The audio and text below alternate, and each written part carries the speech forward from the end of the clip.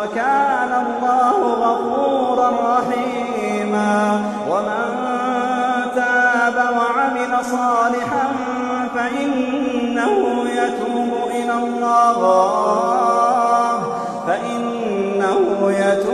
إلى الله متابا. والذين لا يشهدون الزور وإذا مروا باللغو مروا كراما. والذين إذا ذكروا بآيات ربهم لم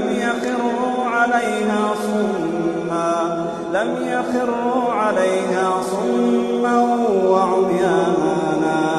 والذين يقولون ربنا هب لنا من أزواجنا وذرياتنا قرة أعين